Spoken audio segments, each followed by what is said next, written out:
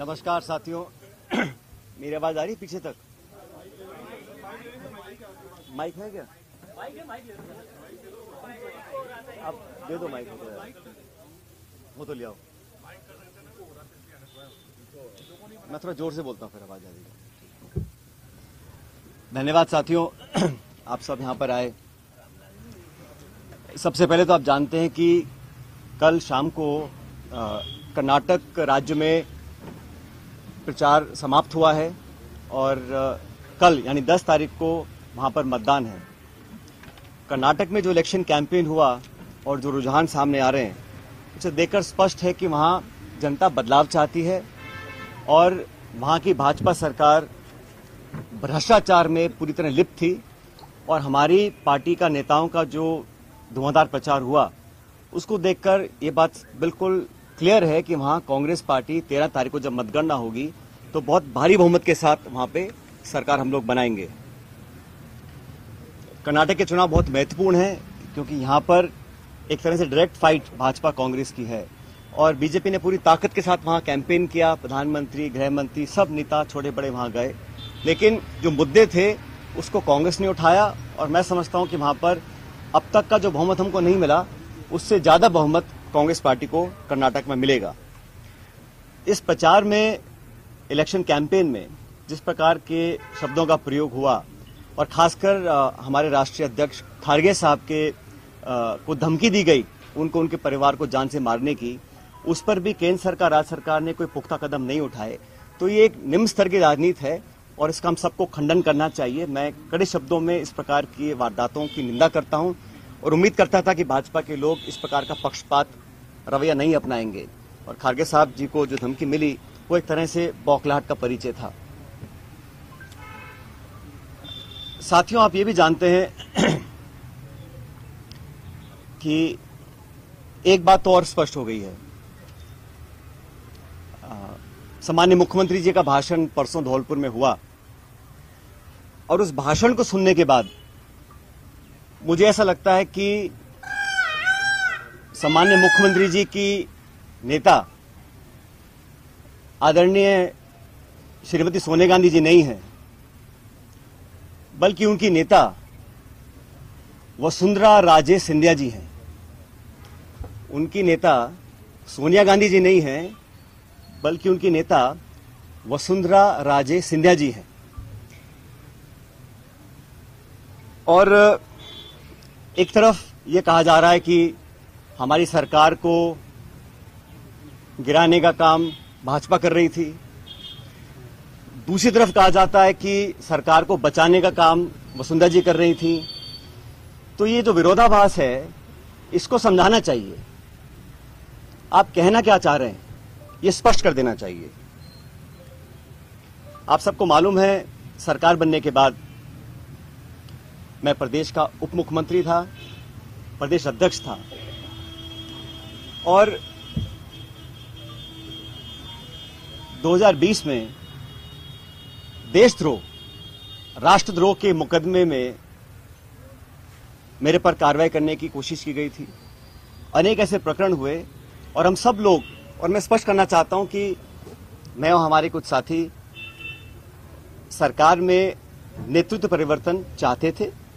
अपनी बात को लेकर हम दिल्ली भी गए और अपनी बातों को रखा।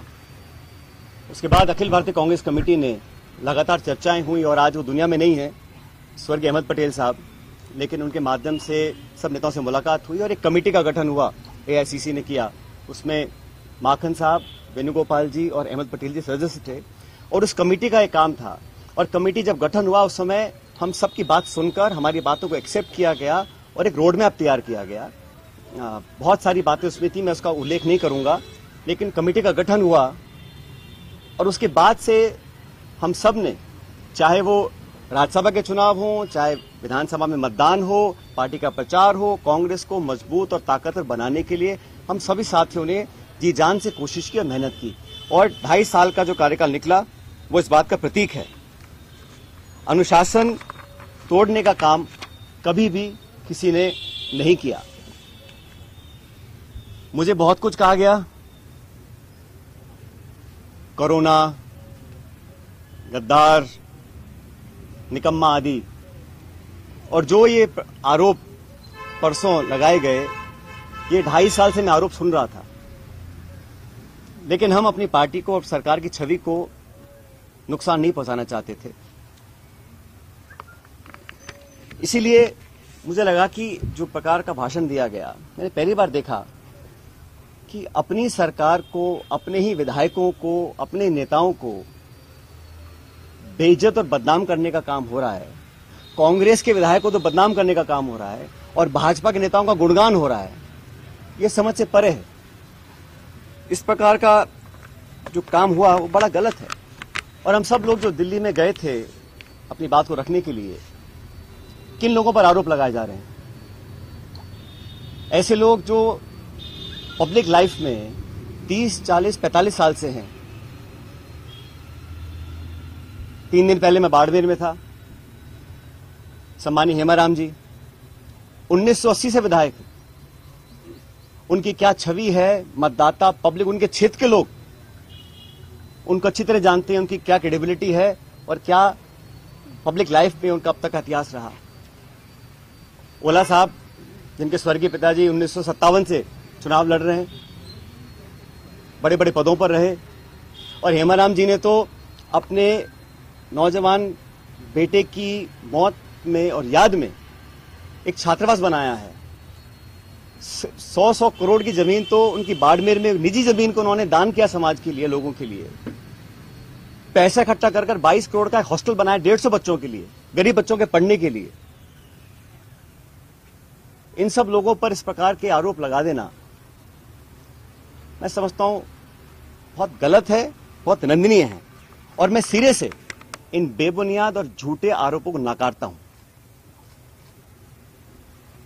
बहुत से साथियों को मंत्री बनाया इस सरकार के अंदर, बड़े बड़े पद दिए गए, कोई चेयरमैन है, कोई कॉर्पोरेशन में मेंबर है, कोई पार्टी के पदों पर बैठे हैं। 3 साल हो गए। ऐसे लोग जो पब्लिक लाइफ में रहे, जिन्होंने अपना नाम कमाया, जिनकी एक साख है, उन पे आरोप लगा देना कि आप चंद रुपए में बिक गए, मैं इसको बहुत गलत मानता हूं। और 3 साल से कोई कार्रवाई आपने नहीं करी, ये बहुत बड़ा सवाल उठता है।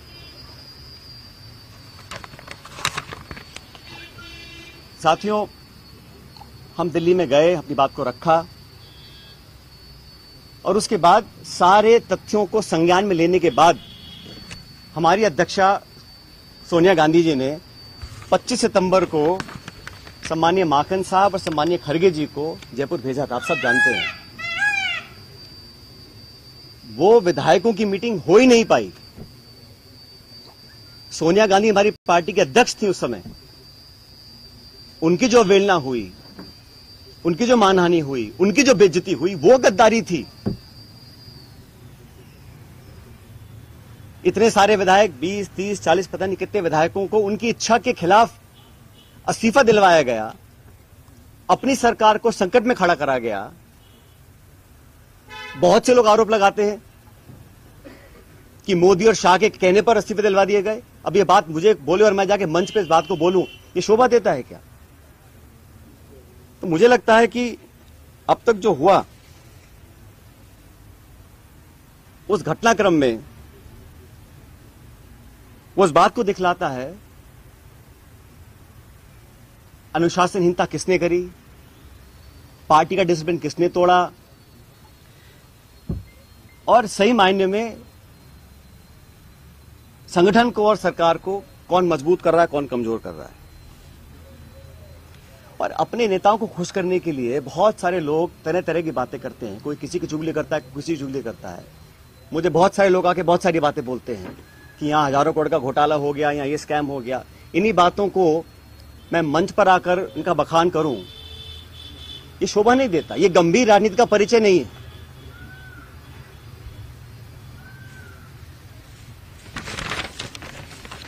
इसीलिए मैं, आप जानते हो, पिछले 1.5 साल से चिट्ठियां लिख रहा हूं वसुंधरा जी के कार्यकाल में जो तमाम गंभीर भ्रष्टाचार के आरोप हमने लगाए, अशोक गहलोत जी ने लगाए, मैंने लगाए, मंचों पर लगाए, प्रेस कॉन्फ्रेंस करके लगाए, उनकी जांच क्यों नहीं हो पा रही थी। अब मुझे समझ में आ रहा है कि ये जांच अब तक क्यों नहीं हुई। मेरे चिट्ठियां लिखने के बावजूद मैं 11 अप्रैल को जयपुर में अनशन पर बैठा इस मांग को लेकर, लेकिन अब मैं नाउम्मीद हूं क्योंकि तथ्य सामने आ रहे हैं। कार्रवाई क्यों नहीं हो और क्यों नहीं होगी, ये बात भी स्पष्ट हो चुकी है। इसलिए मैं ऐसा मानता हूं कि हम लोग जो पब्लिक लाइफ में हैं, जनता ही भगवान है और जनता जनार्दन के सामने हम सबको नतमस्तक होना पड़ेगा। मैंने करप्शन की इशू को लगातार उठाया, पहले भी उठाया, आज भी उठा रहा हूं, आगे भी उठाता रहूंगा। जब मैं वसुंधरा जी के करप्शन की बात करता हूं या जो पेपर लीक हुए जिसमें लाखों बच्चों के भविष्य पर सवाल चिन्ह खड़े हो गए, इस पर कोई जवाब नहीं आता। इसलिए साथियों मैंने निर्णय लिया है कि आरपीएससी, जहां से कई सारे पेपर लीक हुए, बहुत सारी वहां पे खबरें आई कि वहां पर तमाम भ्रष्टाचार हो रहा है, अजमेर स्थित आरपीएससी है। मैं 11 तारीख को परसों अजमेर से एक यात्रा निकालूंगा। जनता के बीच जाकर जनता की आवाज सुनेंगे, जनता के मुद्दों को उठाएंगे और जैसा मैंने शुरू में कहा, जनता जनार्दन है तो जनता के बीच जाना हम सबका दायित्व बनता है। और जो करप्शन के इश्यूज हैं, जो नौजवानों के इश्यूज हैं, जो पेपर लीक और पेपर कैंसिल के और नौजवानों के हितों से जुड़े मुद्दे हैं, उनको उठाकर मैं एक जन संघर्ष यात्रा निकालने जा रहा हूं, जो 11 तारीख को शुरू होगी अजमेर से और जयपुर की तरफ हम लोग आएंगे। लगभग 125 किलोमीटर की यात्रा है। जन संघर्ष यात्रा लोगों के हितों के लिए, करप्शन के खिलाफ, नौजवानों के संरक्षण के लिए। उनकी आवाज को हम सुनेंगे, उनकी आवाज को बुलंद करेंगे और मैं समझता हूं कि सही निर्णय तब लिए जाएंगे जब जनता का पूरा हमारा साथ होगा, जनता का पूरा प्रेशर होगा। पद यात्रा है, जन संघर्ष पद यात्रा 11 मई को मैं अजमेर से शुरू करूंगा और हम जयपुर आएंगे। लगभग 5 दिन का समय इस यात्रा में लगेगा। तो जैसे मैंने कहा, ये यात्रा किसी के विरोध में ना होकर करप्शन के विरोध में है, नौजवानों के पक्ष में है। जो तमाम जनता में आज मुद्दे हैं, जिन इश्यूज को लेकर हम राजनीति करते हैं, जिन इशू पर मैं हमेशा अपनी बात रखता आया हूं, उनके बीच जाकर, उनकी बात सुनकर, उनकी आवाज बनने की हम लोग कोशिश करेंगे। और यह अभियान शुरू होगा 11 तारीख को। ये पायलट साहब अशोक गहलोत जी ने एक बात और कही जिसका आज पॉलिटिकल स्टैंड क्या रहेगा, क्योंकि सबसे बड़ी जो राजनीतिक उत्सुकता यही बनी हुई है कि आपका स्टैंड क्या रहेगा, पार्टी में रहकर संघर्ष करेंगे। मैंने कहा ना आपको, कुछ लोग ऐसे हैं जो चाहते हैं कि कांग्रेस कमजोर हो, कांग्रेस में फूट पड़े, और जैसे मैंने कहा, बदनाम करने की, आरोप लगाने की, आलोचना करने की, चरित्र हनन करने की कहीं कोशिश अगर हो रही है तो उसको हम नाकाम करेंगे। हमारी पार्टी को जो लोग कमजोर करना भी चाहते हैं उनको हम होने नहीं देंगे। लेकिन पब्लिक इश्यूज पे जो मेरा स्टैंड पहले था वही स्टैंड आज भी है और आगे भी रहेगा। और जो करप्शन हुआ, जिसको हमने सैकड़ों बार पब्लिक में उसको एक्सेप्ट किया, उस पर 4.5 साल तक हम कोई कार्रवाई नहीं कर पा रहे हैं। मैं अब समझ रहा हूं कि वो कार्रवाई हम क्यों नहीं कर पा रहे थे। कोई कारण तो होगा। मैंने चिट्ठियां लिखी, अनशन किया, आवेदन किया, आग्रह किया, बार बार किया, हाथ जोड़कर किया। अगर कार्रवाई नहीं हो रही थी तो अब मुझे समझ में आ रहा है कि वो कार्रवाई क्यों नहीं हो रही थी। लेकिन किसी भी नेता से बड़ी जनता होती है, तो जनता के समक्ष हम जाएंगे, इन बातों को रखेंगे। और जो लाखों लाख बच्चों के पेपर कैंसिल हुए, जिनके माँ बापों ने अपना पेट काट कर उनके ट्यूशन के पैसे दिए, उनको 2 साल मेहनत करवाई, जो कभी ओवरेज हो सकते हैं, जिनका भविष्य के आगे उनको पता नहीं वो क्या करेंगे, जो विश्वास और जो एक क्रेडिबिलिटी होती है, अगर वो सिस्टम से खत्म हो जाएगी तो फिर आने वाला समय बहुत मुश्किल होगा। इन तमाम बातों को लेकर मैं जनता के बीच में जाऊंगा और लगातार पैदल यात्रा करेंगे अजमेर से 11 तारीख से।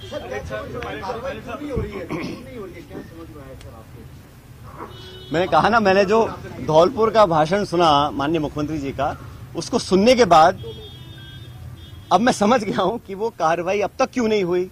और मेरे तमाम आग्रह करने के बाद भी क्यों नहीं हो रही, मैं समझ गया क्यों नहीं हो रही है। वो कह रहा हूं मैं आपको।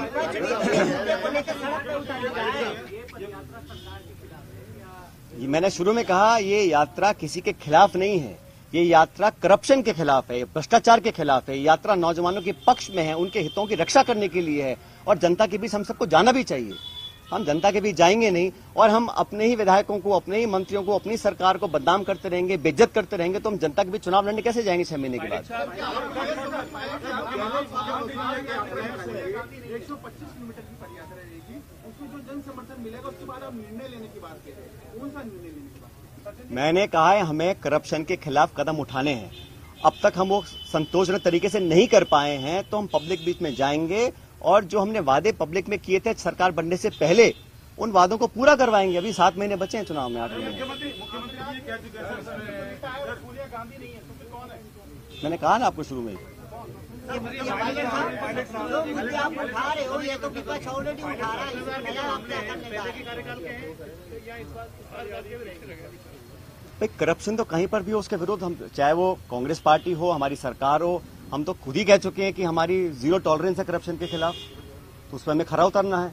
और जो मुद्दे संज्ञान में आए थे, मैंने पूरा लिस्ट पिछली बार आपको किया था, उनमें से कहीं कहाँ कार्रवाई हुई है।